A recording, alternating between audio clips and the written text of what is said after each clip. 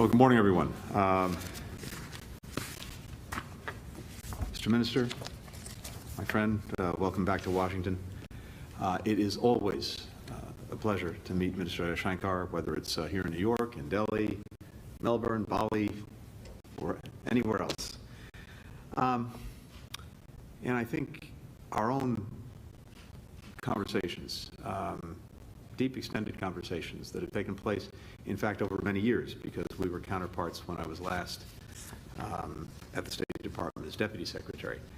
I think it reflects the fact that the partnership between our countries, between India and the United States, is simply one of the most consequential in the world. It's vital to addressing virtually every global challenge that our people face, whether it's health security, climate change, food security, upholding a free and open international order, to name just a few. Over the past years, we have made real progress in elevating that partnership, bilaterally, that is directly between us, through institutions like the Quad and the G20, and in international organizations, including at the United Nations. Today we talked about how we can further advance our shared security, economic and geopolitical goals. Last week in New York, we were both witness to genuine unity among the vast majority of UN member states, developing and developed, big and small, north and south, on the need to work together to address these shared challenges that all of our people face, as well as to uphold the United Nations Charter and its core principles, including sovereignty, territorial integrity, and human rights.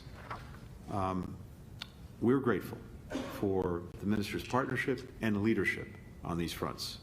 That includes in the Security Council, where, as we were together, he underscored the message that Prime Minister Modi delivered recently in Uzbekistan that, and I quote, "Today's era is not of war." And then in the General Assembly, where the Prime Minister said of India, and I quote, "We are on the side that respects the UN Charter and its founding principles," end quote. So is the United States. We recognize that to meet the challenges we face, members of the UN must not only uphold the Charter, but also modernize the institution, including by making the Security Council more inclusive. That's why in his address to the General Assembly, President Biden expressed his support for increasing the number of both permanent and non-permanent representatives of the Security Council, a long-standing goal of India. This includes permanent seats for those nations we've long supported and permanent seats for countries in Africa, Latin America, the Caribbean.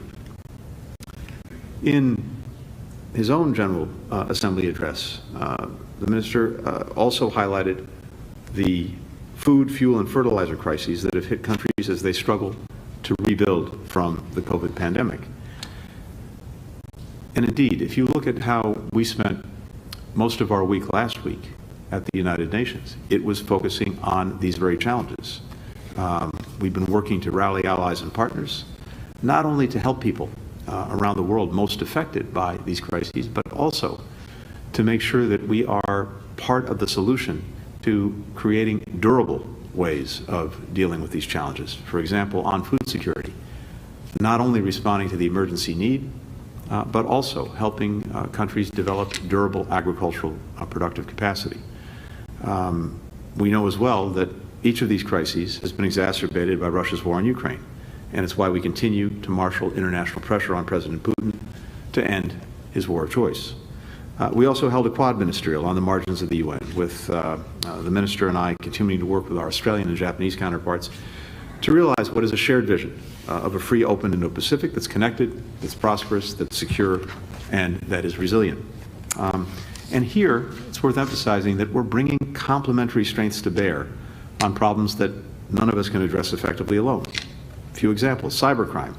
You saw in the joint statement that we issued in New York last week our agreement to deny safe haven to ransomware operations emanating from within our respective countries, because a foothold anywhere can be used to stage attacks everywhere, and to assist one another in the face of cyber attacks against critical infrastructure. One of the clearest ways that Quad partners can continue to deliver for people across the region is by being there in times of their greatest need. in New York, we also took a step that will increase our capacity to do that. We signed a set of guidelines to deepen our coordination among the 4 countries on humanitarian assistance and disaster relief. In today's meeting and as well at dinner last night, we also talked about ways to further strengthen our strategic partnership and advance shared objectives. This includes helping one another prevent a climate catastrophe and adapt to the changes to come, because the future of our people and people everywhere depends in no small part on hitting the ambitious targets that we both set. That includes India's goal of installing 500 gigawatts of non-fossil fuel capacity by 2030, which would mean more than 60% of India's electricity comes from non-polluting energy sources. We're helping to do that through the U.S.-India Climate and Clean Energy Agenda 2030 partnership, which is helping to foster joint research and development, mobilizing finance from the private sector and multilateral institutions, and finding ways to scale up innovative, clean energy technologies. As the world's 2 biggest democracies, we're also committed to an enduring project, as our founders put it, of striving to form a more perfect union. This is a project for both of us. We have to work together to show that our democracies can meet our people's needs, and we must continue to hold ourselves, both of us, as well as our fellow democracies, to our core values, including respect for universal human rights, like freedom of religion and belief and freedom of expression, which makes our democracies stronger. We explored ways to keep building our dynamic economic partnership. The Indo-Pacific Economic Framework, which we launched in May, is one way we'll do this. Just a few weeks ago, India affirmed its intention to participate in 3 of the framework's pillars on supply chains, clean economy, and fair economy. The U.S. is India's largest trading partner, with $157 billion last year in bilateral trade. We're India's largest source of foreign direct investment, with a diverse range of U.S. companies investing $45 billion in India: Google, Microsoft, Whirlpool, Boeing, GE, and I could go on. But we see more room to grow, and to do it in a way that creates jobs for workers in both of our countries. The U.S.-India Commercial Dialogue, the U.S.-India CEO Forum will give us more opportunities to do that in the months ahead. So these are just some of the ways, multilaterally, regionally, bilaterally, that we're bringing this close relationship between India and the United States even closer together. And with India holding the presidency of the Security Council in December and taking over the presidency of the G20 next year, we'll be able to drive more concerted global cooperation and action together. At an event this weekend, you called, Mr. Minister, the shift in U.S.-India relations the single biggest change that you've observed in decades of service as a diplomat. The minister said, and I quote, "It did not change only because of government policies. The relationship changed because of Indian Americans." And I could not agree more. We're grateful to have an Indian American community that does so much to deepen ties between our countries, as well as to shape the fabric of this country. And I'd add that we're also grateful to communities in India, including of American origin, that are doing their part to strengthen the relationship for the good of both of our countries and both of our peoples. With that, John, over to you. Thank you. It is really a great pleasure to join Secretary Blinken at this media event at the conclusion of what I can honestly say is a very productive morning of discussions. I was last here in April, and obviously a lot of things in the world have changed since then. While we have spent quite some time this morning, I thank the Secretary and his wife for hosting us yesterday at a working dinner. This was really a very gracious gesture, and I think an occasion that both of us put to good use. Obviously, a large part of our deliberations today were devoted to the strengthening of our bilateral relationship. Most of you would readily understand that it has grown very significantly in its scope and depth over the last few years. We engage each other across pretty much every domain, and the quality of our cooperation, as indeed of our conversations, have steadily improved. In today's meeting, we discussed our political coordination, working together in plurilateral and multilateral formats, and exchanging assessments and on collaborating on important regional issues and global challenges. I would specifically mention the Ukraine conflict and the Indo-Pacific situation in that regard. I shared with Secretary Blinken my experience of interactions during the UN General Assembly about the deep anxieties in the global south on fuel, on food, on fertilizers. The increasing salience of green growth, digital development, and affordable health is today very, very evident. We must not let current developments jeopardize Agenda 2030 on SDGs or to deflect us from climate action and climate justice commitments. Our cooperation in different bilateral domains is progressing vigorously. Naturally, Secretary Blinken and I did a comprehensive stock-taking, but separately, I met Defense Secretary Austin and Commerce Secretary Raimondo to review their particular areas. I participated in a particularly interesting roundtable organized by the National Science Foundation. I will be meeting business leaders over the next 2 days, and given the bipartisan support that we have long enjoyed in the US Congress, I look forward to interacting with some of its prominent members.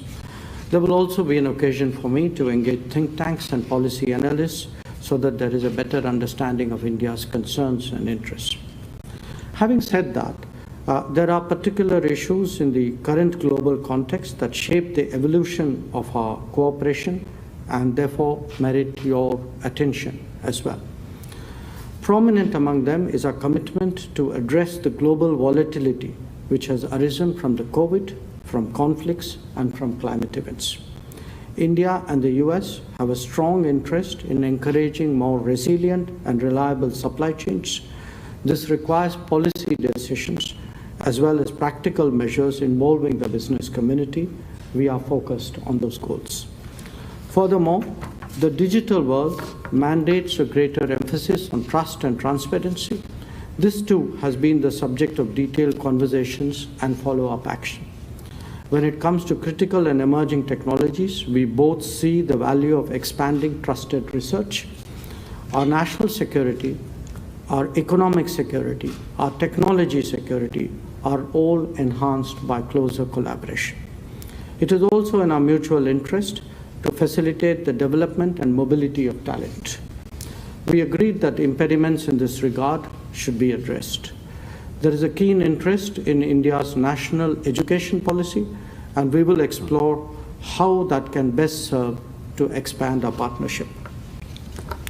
On mobility, specifically visas, this is particularly crucial given its centrality to education, business, technology, and family reunions.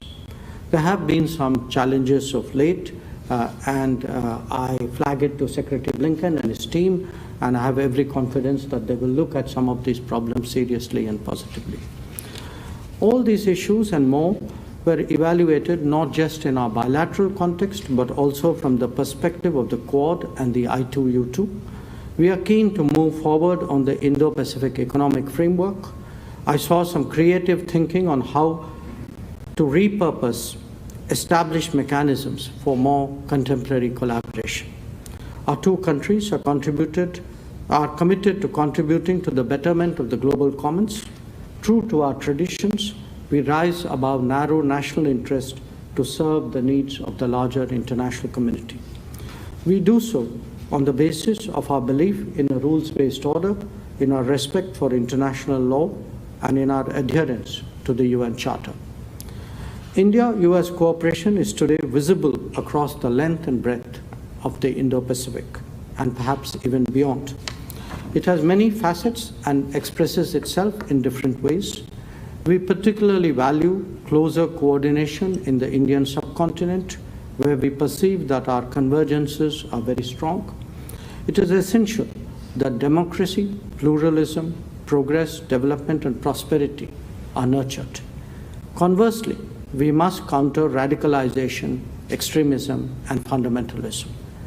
India is widening its international footprint, and there are many more regions where we will be intersecting with American interests. It is to our mutual benefit that this be a complementary process. Coming out of the UNGA, the UNGA, the reform of the UN is a particularly topical subject. We appreciate the positive approach of the US to this issue, reflected in the position articulated by President Biden himself. We look forward to working with the US to take this further.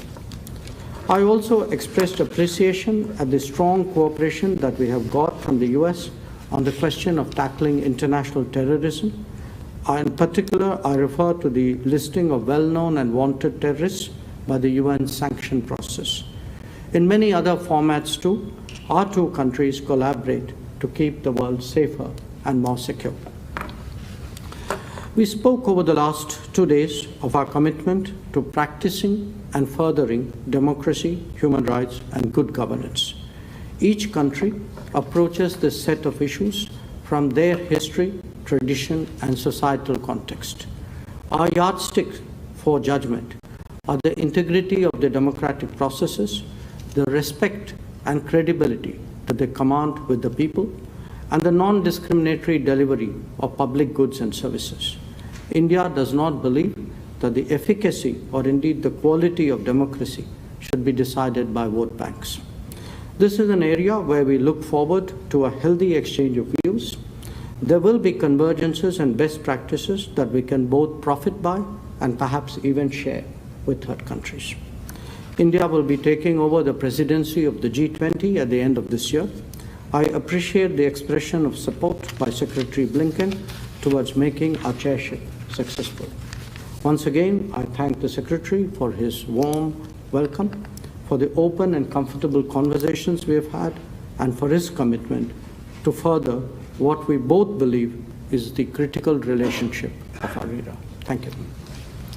We'll now turn to questions. We'll start with Ian Marlowe of Bloomberg. Thank you.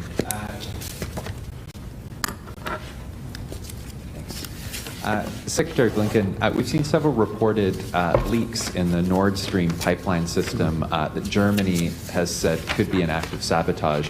What's the U.S. assessment of what we're seeing there, particularly given previous Russian moves to curtail gas supplies? And can you speak a little bit more broadly to the pressure that Europe is coming under as winter and a potential energy crisis looms? External Affairs Minister Jaishankar, thank you for taking our questions. First, I'm wondering if you could offer India's perspective on U.S. efforts to implement a global price cap on Russian energy. Would India consider joining that kind of price cap mechanism, and do you see it as potentially a way for India as well as other countries in the global south to get more leverage and negotiate even cheaper prices for fuel? And just a second question, if I may, can you talk a little bit about India's plans going forward for military hardware and equipment, given the sanctions that the US and others are putting on Russian industry, and given India's historic reliance on Russian technology? How is India trying to head off challenges related to Russia being potentially unable to service that equipment going forward as a result of sanctions? Can Russia still fulfill all of India's requirements? And will India look at perhaps more purchases of, say, American or Israeli military equipment? Thank you. Ian, thanks very much. On the question on energy security and Nord Stream in particular, a few things. The leaks are under investigation. There are initial reports indicating that this may be the result of an attack or some kind of sabotage, but these are initial reports and we haven't confirmed that yet. But if it is confirmed, that's clearly in no one's interest. Now, my understanding is the leaks will not have a significant impact on Europe's energy resilience. And what's critical is that we are working day in, day out, both on a short-term basis and a long-term basis, to address energy security for Europe and for that matter, around the world. Short-term, just to cite a few examples, we are working on implementing the oil price cap to keep Russian oil flowing, but at a steep discount. That, of course, will deny Russia excess revenues that it would use to prosecute its aggression against Ukraine, and at the same time, as I said, keep oil flowing on world markets. We're working to continue to surge LNG supplies to Europe in cooperation with global partners, including in the Indo-Pacific. It's It's worth noting that our own oil production is up by more than 500,000 barrels per day this year. Our LNG exports are up more than 20% since last year. In fact, we became the largest LNG supplier to the European Union and the UK this year. And we've become the largest overall LNG exporter this year. And of course, as you know, we've been tapping into the Strategic Petroleum Reserve at unprecedented levels. Others are doing the same. This is having an impact both on supply and on price. Long term, we're supporting efforts to reduce reliance on fossil fuels, including LNG over the long term, including through a task force that we established with the European Union some months ago on energy security that's working very actively, looking at ways both to reduce demand, to pursue renewables, to make the transition. And then we're working with global partners to reduce dependence on fossil fuels and accelerate the transition to renewables beyond Europe. It's a long way of saying that there are clear challenges in the months ahead that we're addressing, but there is also a very significant opportunity to do two things. One, to finally end the dependence of Europe on Russian energy, and thus the position that Europe is in of being on the receiving end of the weaponization of energy by Russia, and also to accelerate the transition to renewables and to make sure that we're addressing the climate challenge that we face. So we can and we are working to do all of this in a way that provides energy security for Europeans and not only gets us through the next months, but leaves us in a better, stronger position for the years ahead. On the price cap, we had a brief discussion on it this morning. More technical people are engaged between the two systems on this particular subject. It is, of course, a G7 initiative. Now, you have to understand that in the last few months, the energy markets are already under very great stress. Countries in the global south have found it difficult to compete for limited energy, not just in terms of pricing, escalating pricing, but often in terms of availability. There are tenders, countries have had tenders for which they don't even get a reply from suppliers. So our concern right now is that energy markets already under stress must soften up. We would judge any situation, frankly, by how it affects us and other countries of the global south, because as I communicated to the Secretary, there is a very, very deep concern among developing countries about how their energy security needs are addressed or not. On the military equipment, to the best of my knowledge, I don't think in recent months we have faced any particular problems in terms of servicing and spare parts supply of equipment that we have got in the past from Russia. Whether where we get our military equipment and platforms from, that's not an issue, honestly, which is a new issue or an issue which has particularly changed because of geopolitical tensions. I think we look at possibilities across the world. We look at the quality of technology, the quality of capability, the terms on which that particular equipment is offered, and we exercise a choice which we believe is in our national interest. Now, if you were to look at the last 15 years, for example, you can see that we have actually procured a lot from the United States.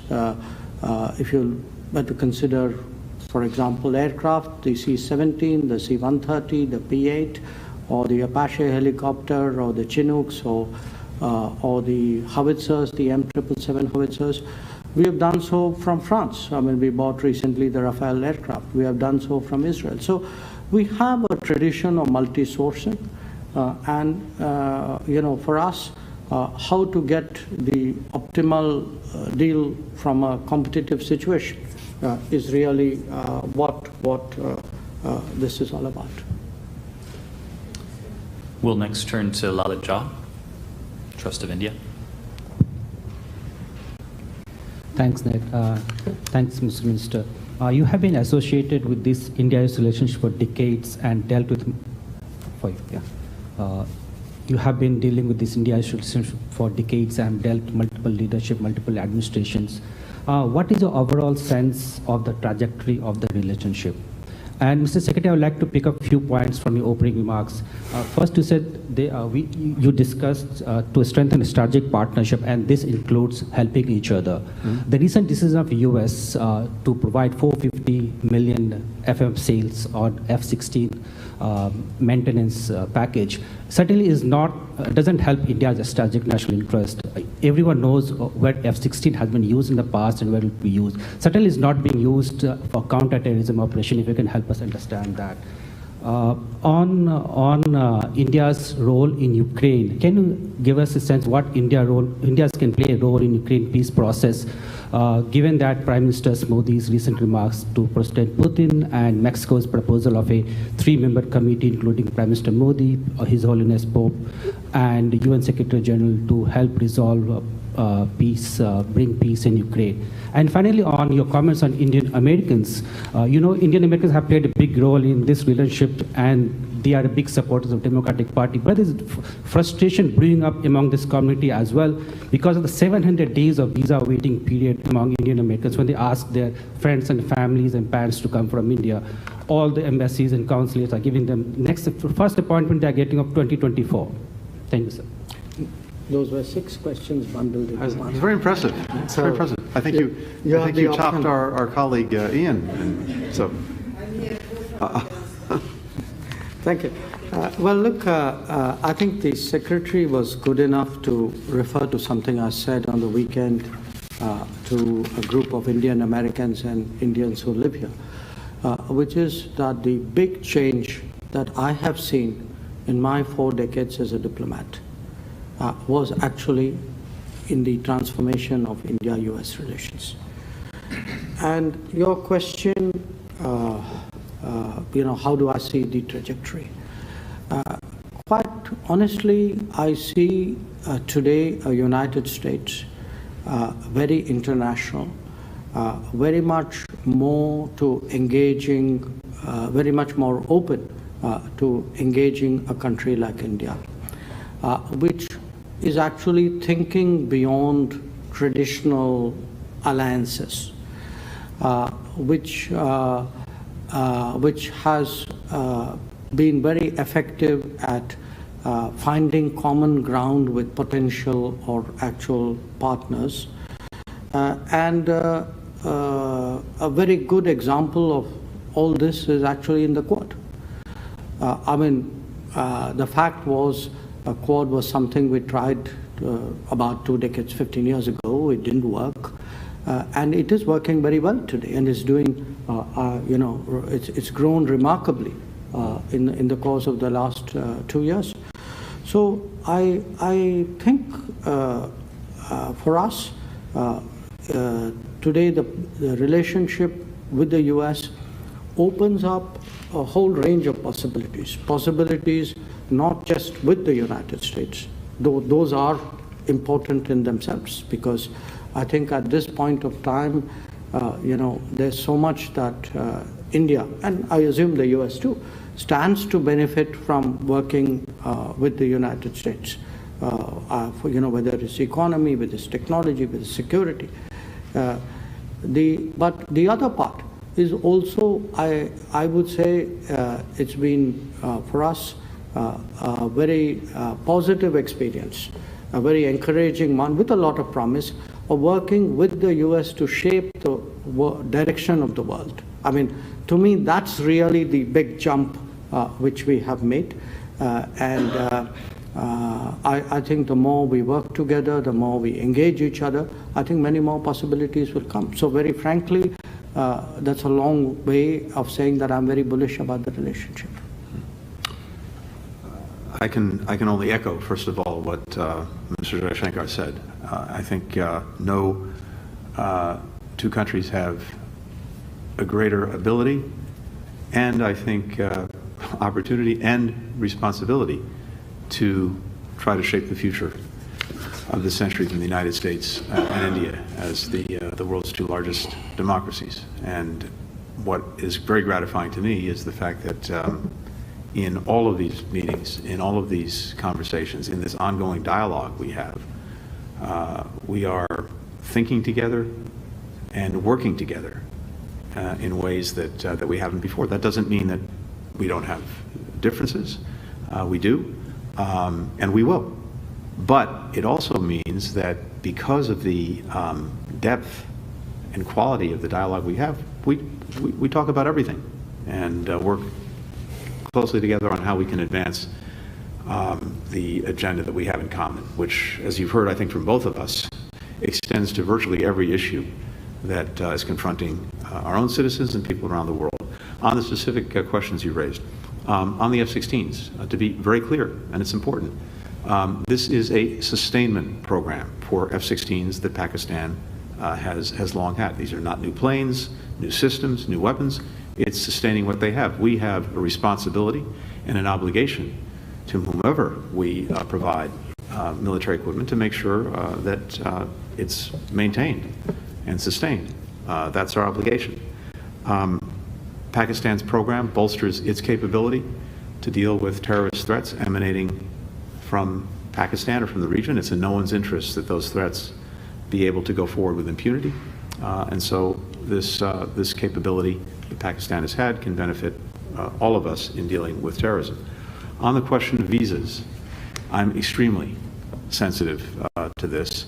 If it's any consolation, I can tell you that this is a challenge that we're facing around the world, and it's a product largely of the COVID pandemic. Our ability to issue visas dropped dramatically during COVID, and without boring you with all of the details, this is the one self-financing part of the State Department. That is, around the world, the fees that we get for issuing visas go to our budget, and they go to our capacity to put in place the people needed to process the visas. When COVID hit, the demand for visas fell through the floor. Visa fees went away. The system as a whole suffered. And then, of course, in actually issuing visas, even with much more limited resources, we had constraints from COVID about the number of people we could have in our embassies at any one time, et cetera. We are now building back very determinedly from that. Surging resources. We have a plan when it comes to India to address the backlog of visas that's built up. I think you'll see that play out in the coming months, but it's something that we're very focused on. These connections, these people-to-people ties, whether it's students, whether it's business people, whether it's tourists, whether it's family, this is what really links us together, and the last thing we want to do is make that any more difficult. On the contrary, we want to facilitate it. So bear with us. This will play out over the next few months, but we're very focused on it. Finally, India's role when it comes to Ukraine, a potential peace process. I really want to emphasize what Prime Minister Modi said, because I think he captured, as well as anyone I've heard, fundamentally what this moment is about. As he said, this is not an era, this is not a time for war. We could not agree more. We saw the aggression, the threat of the aggression mounting from Russia against Ukraine last year. We warned the world about it, and we tried everything possible to avert it through diplomacy. Unfortunately, tragically, President Putin pursued his aggression nonetheless. And now the Ukrainian people, but also the world, are reaping the consequences. We see this not only in the suffering of the Ukrainian people, the decimation of their country by Russian forces, but we see it also in the profound threat to the United Nations Charter that binds us together, the basic principles that are so necessary to keep peace and security around the world that came to being after 2 world wars: sovereignty, territorial integrity, independence. They are being challenged. And we're seeing the consequences in everything from rising food insecurity to the energy prices that we've talked about. So it's profoundly in everyone's interest for Russia to stop its aggression. But it really is incumbent upon Russia and President Putin to decide that this is what it's going to do. One person has the ability to stop this aggression tomorrow, and that's Vladimir Putin.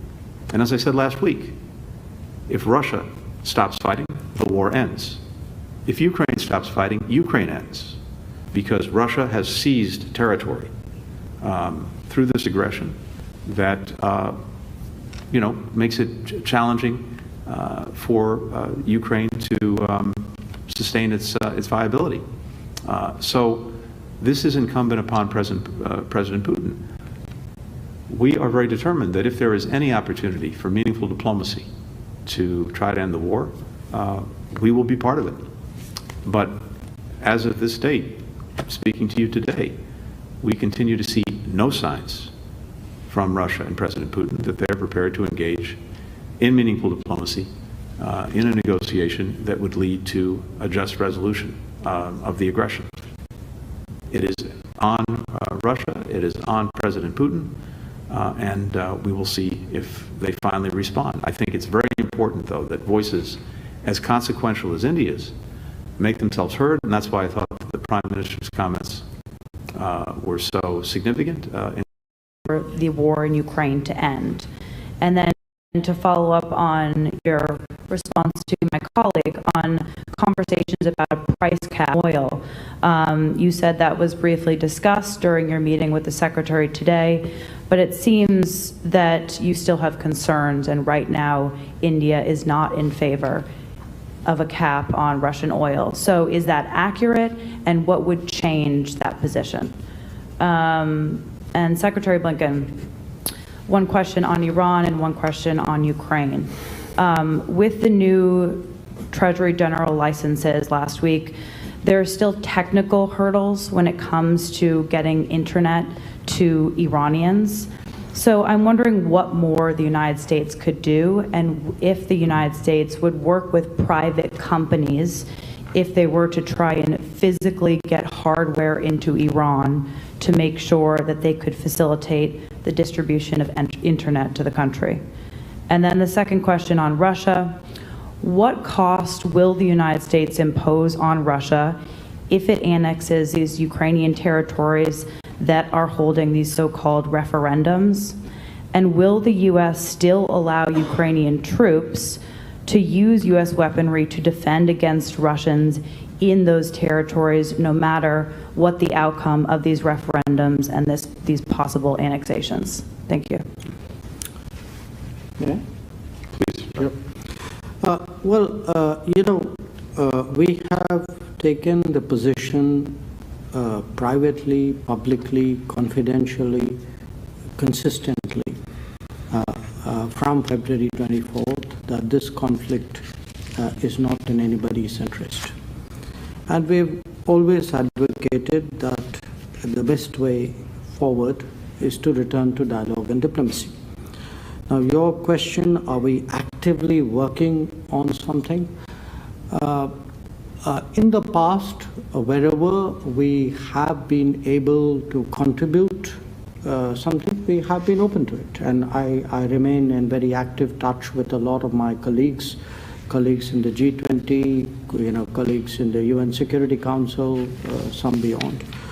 So just as an example, during the grain shipment discussions in the Black Sea, at that time we had been approached to also weigh in with Russia at a particularly delicate moment of those discussions, which we did.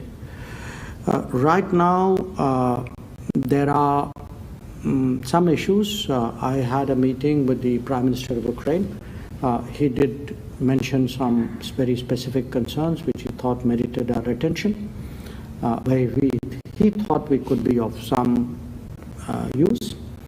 I had, on a different set of issues, a discussion with the UN Secretary General. He has been very active, as you know, on a whole lot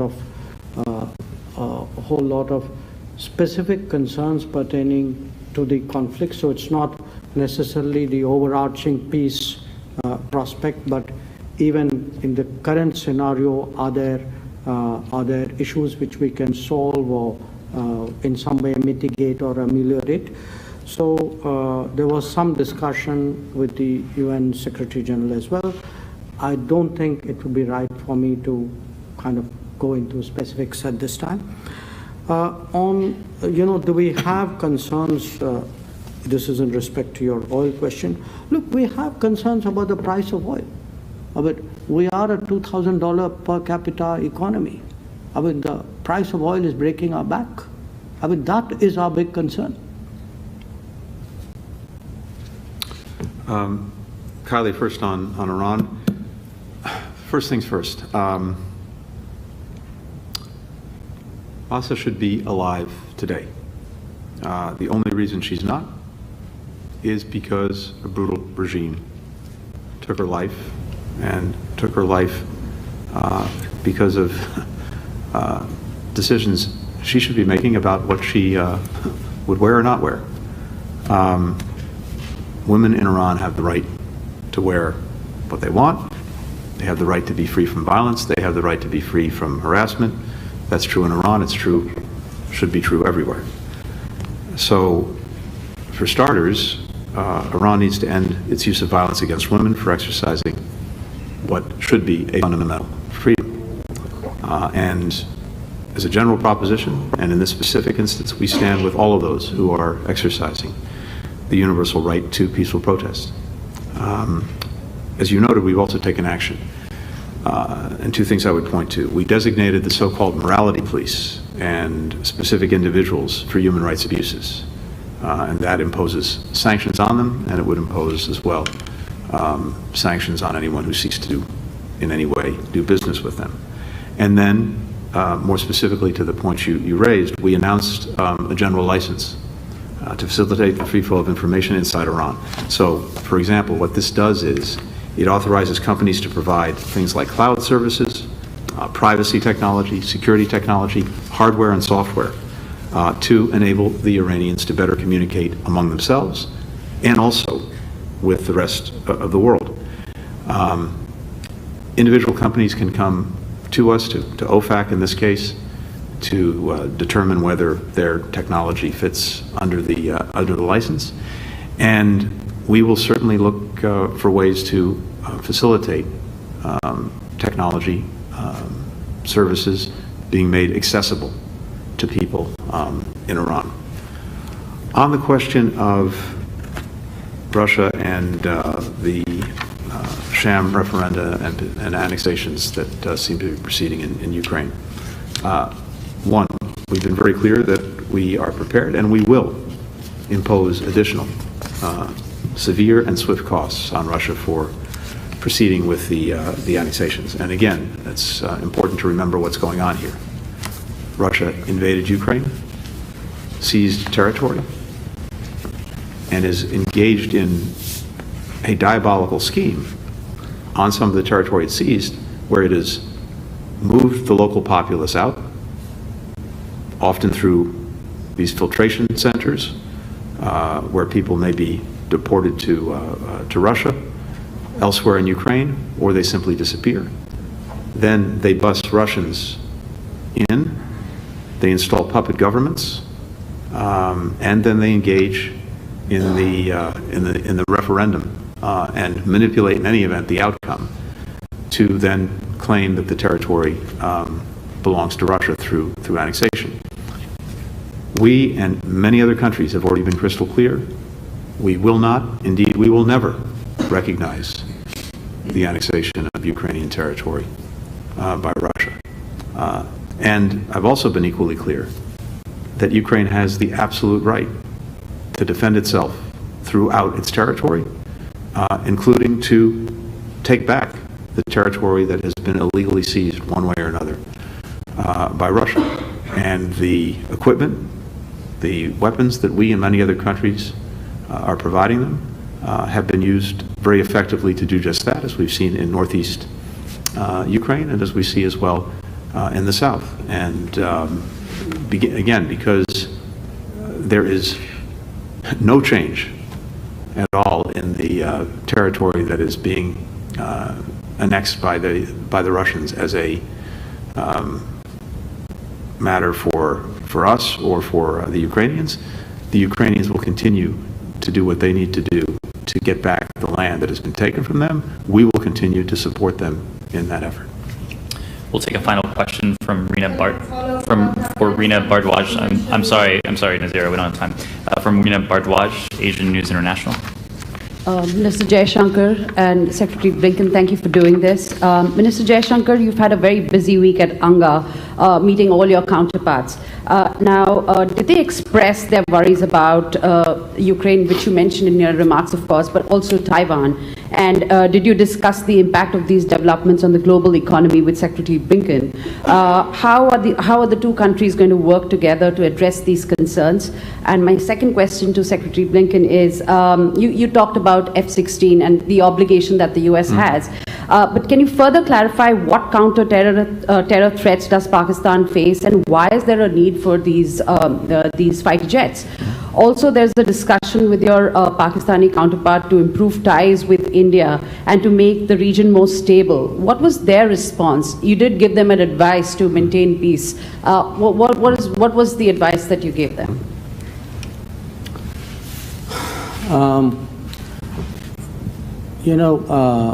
I had, of course, a lot of meetings in the UN that week. I met, I guess, roughly about half the delegations who were there.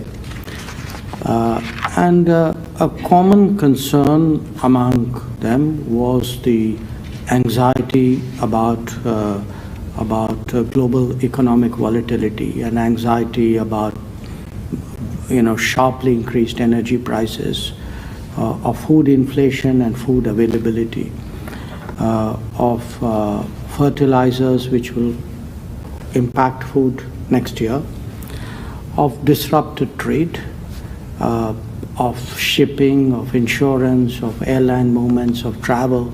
So this was honestly not an optimistic global mood which you got from your colleagues.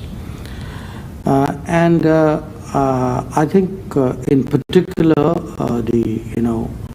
what the impact, the consequences of the Ukraine conflict has been on many of these issues I spoke about. And also I think the prospect of instability or in